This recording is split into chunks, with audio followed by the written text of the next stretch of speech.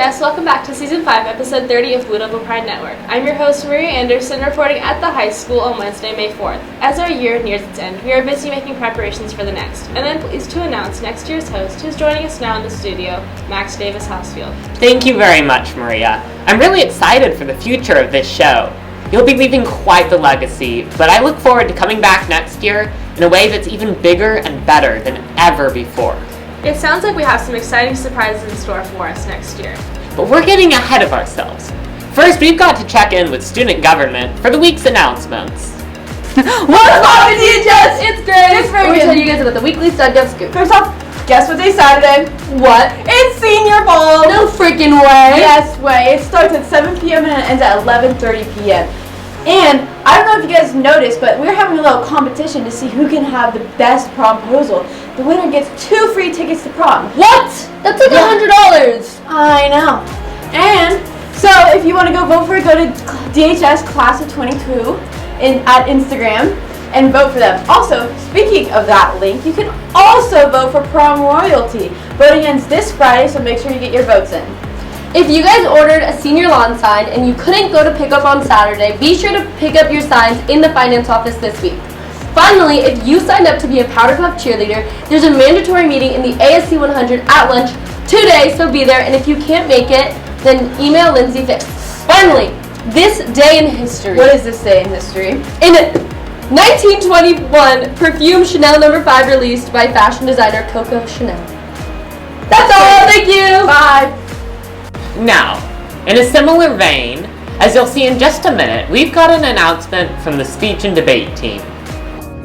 What's poppin', DHS? It's Franny. And it's Mark, and we're here to tell you about our yearly speech and debate scoop. This year, we're holding our annual speech and debate showcase on May 15th, starting at 7 p.m. in the Brunel Theater.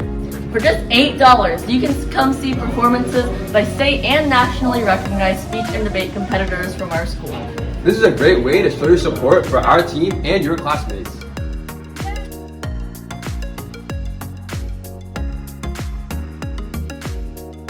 We hope to see you there! This week, students are starting to take AP exams, and even more, getting in last-minute studying ahead of tests in the next 2 weeks. But what is the best way to study?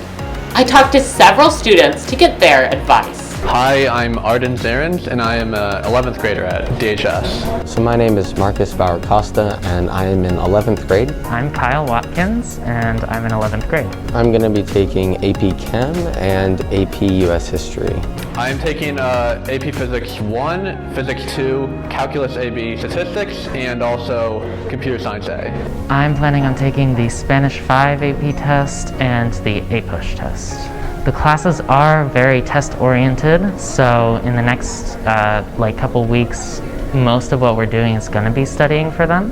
I plan on reviewing over all the course material in everything we've learned in the AP US History.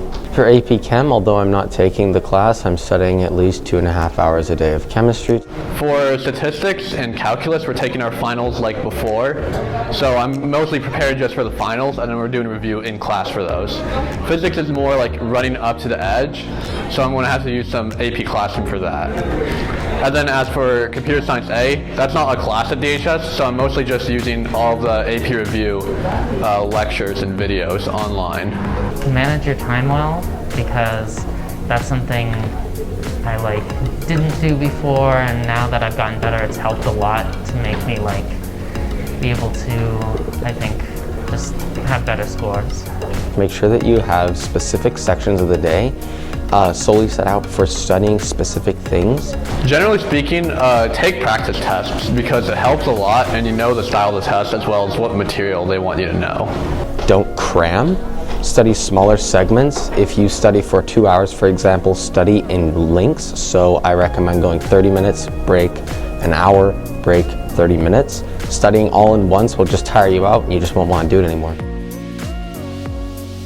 Citrus Circus has just gotten back from the World Championships in Houston, Texas, and the Hub's Colette Quaas looked at how the competition went. On April 20th through 23rd, the Citrus Circuit's robotics team competed in Houston for the World Championship. We flew to Houston to compete at the World Championship, which is about 450 different FRC teams.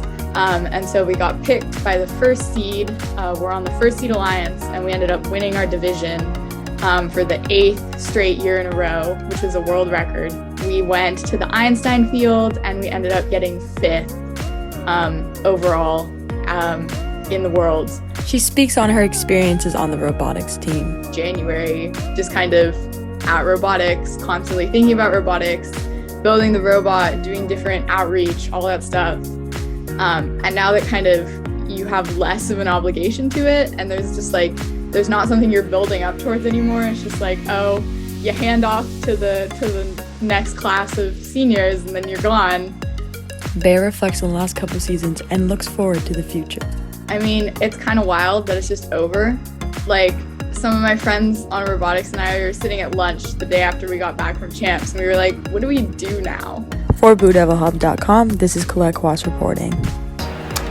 In sports, it was an interesting week. Here are the scores from the last 7 days.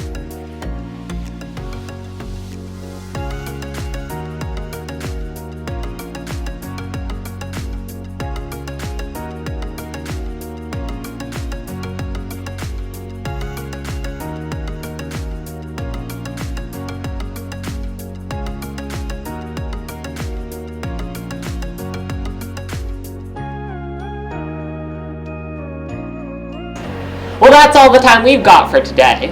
If you want to send us a 1-minute video, email us at dhsbdpn@gmail.com. Check out the Hub's social media, and don't forget to listen to our podcast, The News Cycle. Thanks for watching DHS, and we'll see you next week.